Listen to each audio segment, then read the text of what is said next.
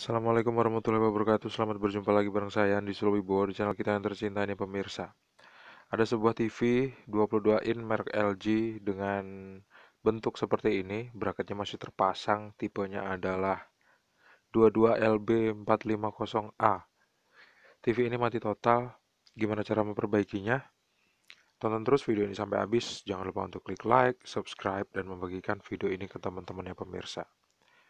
TV ini menggunakan adaptor seperti ini, seperti TV-TV LG yang model yang lain. Inputnya biasa 250 volt, outputnya 19 volt 1,7 ampere. Dan saya curiga adaptornya rusak. Biasanya sih adaptornya sering rusak. Untuk membuktikannya, kita harus colokin ke arus listrik 220 volt dan kita bakal lihat TV-nya di depan. Ada lampu indikator di bagian tengah dan kita bakal ngelihat seandainya memang ini masih bisa standby, nanti lampu indikatornya bakal kelihatan warna merah. Tapi kalau enggak bakal ada sinar sama sekali. Karena cuma ada satu lampu indikator, warnanya merah di bagian tengah. Di pinggir-pinggir sini nggak ada. Kecuali merek LG yang tipe lain lagi, itu ada di pinggir lampunya. Fix rusak. Dan untuk mengetahui adaptornya itu rusak apa enggak, kita harus cek dulu pakai avometer digital atau analog sesuai kebutuhan kita. Kalau saya sih lebih pas pakainya yang digital aja karena lebih gampang dibaca. Dan kalau misalnya mau ngecek tegangannya, kita harus tahu dulu polaritasnya. Ini dia. Yang dalam adalah positif, yang luar adalah negatif. Untuk ngecek polaritasnya seperti itu aja pemirsa. Itu yang ada tongkat di dalamnya itu positif, yang bagian luar adalah negatif. Kita ambil ampermeter digital pakai ring 20 volt karena tegangannya 19 volt. Saya nggak pakai 20 volt, saya pakai 200 volt ringnya. Saya colokin ke arus listrik 220 volt dan saya tempelin probe yang warna hitam ke bagian luar dan warna merah ke bagian dalam. Terukur di sana, tegangannya nggak normal, mungkin karena kurang connect. Setelah benar-benar connect, avometernya kelihatan di sana terbaca 19,0 volt. Tegangannya bisa presisi karena dia menggunakan adaptor SMPS pemirsa. Jadi kalau pakai trafo mungkin bisa jadi lebih tinggi daripada ini. Dan tegangannya lebih cenderung nggak stabil. Artinya adaptornya masih bagus.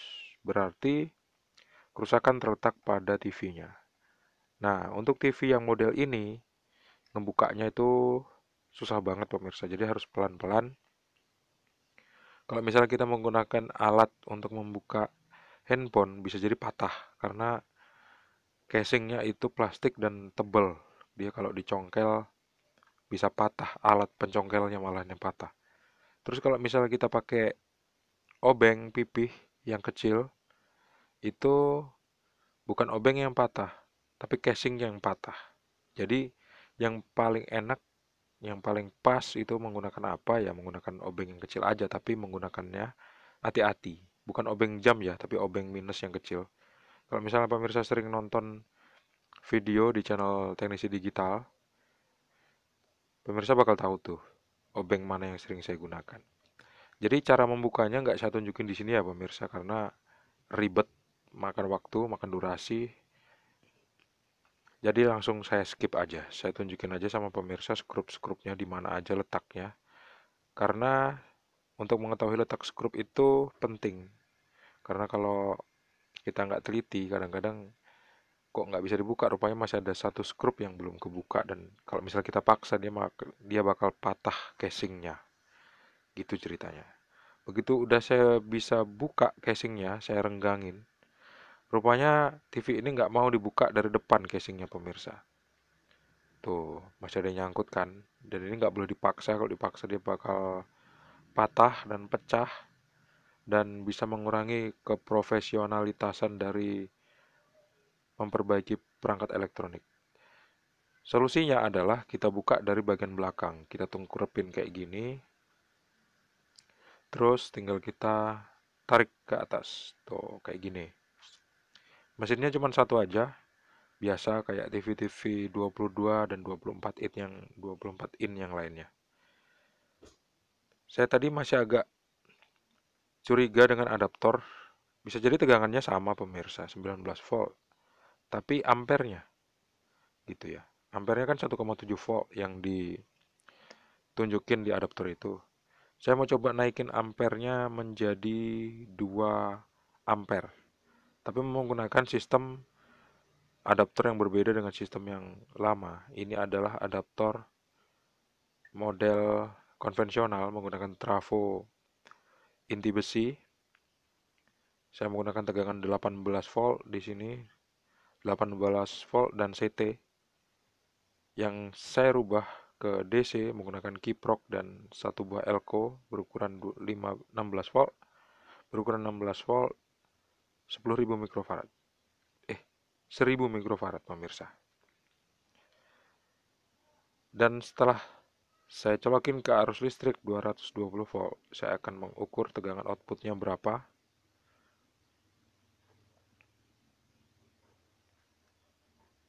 Ternyata saya salah nancepin probe-nya ke probe ampere.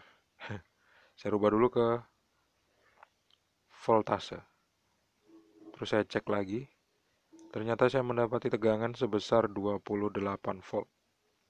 Artinya, ini kalau dicolokin ke mesin, mesinnya bakal rusak makin parah. Jadi, untung aja dicek dulu.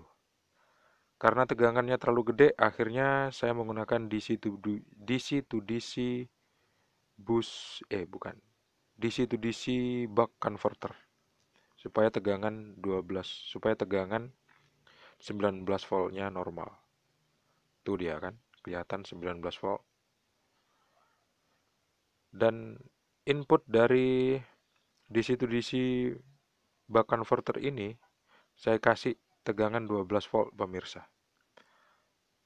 Karena kalau trafo itu kalau kita pakai, karena kan trafonya kan kualitasnya rendah ya. Jadi kalau misalnya kita pakai yang kecil aja 12 volt dan CT itu bisa jadi 19 volt. Beda banget kan gulungannya kan. Coba saya langsung colokin ke TV-nya. Ternyata TV-nya juga nggak standby. Setelah saya naikkan 0,3 volt, tapi saya ngelihat ada asap di sana. Tapi saya nggak tahu komponen mana yang berasap. Jadi langsung aja saya cabut. Saya lihat dari dekat, saya juga nggak nemuin pemirsa ada komponen yang bekas gosong. Cuman muncul asap sedikit tadi. Nggak banyak kayak asap rokok, cuman adalah asapnya. Nah pemirsa, saya menggunakan adaptor yang lama dan saya cek di kaki elko ini. Ternyata nggak ada tegangannya sama sekali, 0 volt. Ini ada 1, 2, 3, 4, ada 4 buah elko yang bisa kita cek satu persatu kakinya itu ada tegangan apa enggak. Kaki yang paling soket soket female dari jack adaptor yang paling dekat dengan elko. Nah, elko-nya itulah yang biasanya adalah elko tegangan masuk. Tegangannya 19 volt. Dan saya ukur tegangannya ternyata 0 volt. Begitu juga elko-elko yang lain. Saya hanya mendapati tegangan 0, sekian sekian atau 0,5. 0, sekian sekian sampai 0,5 volt. Ternyata begitu saya pahami korslet pemirsa, short. Artinya mesin ini short. Positif dan negatif terhubung langsung, tapi karena dia menggunakan adaptor, akhirnya listrik rumah nggak turun. Cuman adaptornya aja yang agak ngeden. Karena positif dan negatif disambungkan langsung di dalam mesin ini. Makanya mesinnya nggak hidup. Nah, cara ngecek korslet apa enggaknya, short apa enggaknya, tinggal elko yang barusan saya cek itu. Kalau kita cek menggunakan avometer analog skala X1 atau continuity, nyambung, mentok, nah berarti dia korslet. Sekarang kita harus cari tahu dulu kira-kira korsletnya itu ada di bagian komponen yang mana. Biasanya sih ada kerusakan pada kapasitor, biasanya ya, tapi kalau untuk kasus-kasus yang lain kadang-kadang belum tentu kapasitornya yang rusak. Seperti ini. Ini short. Tuh, nyambung kan? Elko-nya pemirsa. Dan kapasitor-kapasitor kecil di sampingnya ini ada 2 buah. Saya cek juga nyambung mentok. Nah, kalau semuanya nyambung mentok, kira-kira yang short mana? Karena indikasi dari short itu adalah nyambung tanpa hambatan. Tapi semuanya nyambung, berarti semuanya short dong? Enggak juga. Berarti ada satu buah atau beberapa buah komponen yang menyebabkan semuanya menjadi short seperti ini. Short bukan berarti rusak ya pemirsa dalam komponen, karena komponennya udah terangkai dalam satu PCB, kecuali kalau komponennya belum dipasang. Saya akan coba cek satu persatu elko, bukan elko, saya mau coba cek satu persatu kapasitor-kapasitor SMD. Saya akan lepas dan saya akan cek masih korslet apa enggak, masih short apa enggak. Setelah saya ngecek semuanya, saya bakal balik lagi nunjukin ke pemirsa langkah apa yang kira-kira selanjutnya akan dikerjakan. Gitu ya. Tuh, kapasitornya short juga. Seolah-olah short. Jadi kita nggak bisa ngecek kapasitor dalam rangkaian seperti ini. Ada bias, ada terlalu banyak bias.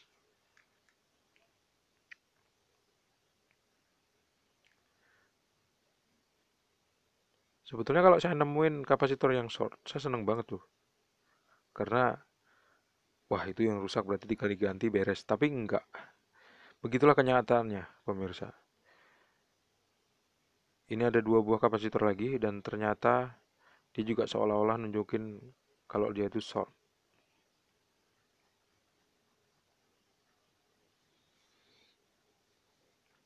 Saya akan coba cek dulu 2 kapasitor ini, yang warna kuning, C809, E806, dan 807. Ternyata semua kapasitor yang saya curigai itu nggak rusak pemirsa. Saya udah pasang lagi semuanya. Saya lepasin semua kapasitor-kapasitor yang besar, ternyata masih tetap short. Sekarang nggak short kan? Nah, asik kan? Gimana caranya supaya nggak short? Gini pemirsa, urut aja kaki elko tegangan, dia nyambung ke baliknya, terus nyambung ke beberapa blok, beberapa bagian. Saya putus jalurnya di sini. Ada 2 jalur saya putus. Nah, seperti itu. Saya putusin pakai, saya kerok pakai cutter. Kenapa saya putus? Saya pengen ngelihat blok mana sih yang menyebabkan short. Apakah yang ini? Bukan. Yang ini? Iya ternyata. Yang paling ujung itu pemirsa. Yang atas, ini, yang ujung sebelah kanan. Yang ini nih, iya, dia nyambungnya ke baliknya ke sini, terus dia bakal ke sebuah IC. Nah, IC inilah bentuk IC-nya. Tipenya nanti saya bakal tulis di deskripsi. Lupa saya. Ini tipenya apa ya? IC 8 kaki SMD kecil betul, lebih kecil daripada tai lalat atau segede tai lalat lah ya. Simpen dulu dan saya bakal pergi ke toko elektronik dan cari karena saya nggak punya stoknya. Sama kayak yang ini loh pemirsa IC-nya. Ini nih ada nih tipenya. IC AGCE. IC AGCE pemirsa yang saya curigai rusak. Setelah IC itu saya lepas, saya nggak nemuin ada short lagi di sini.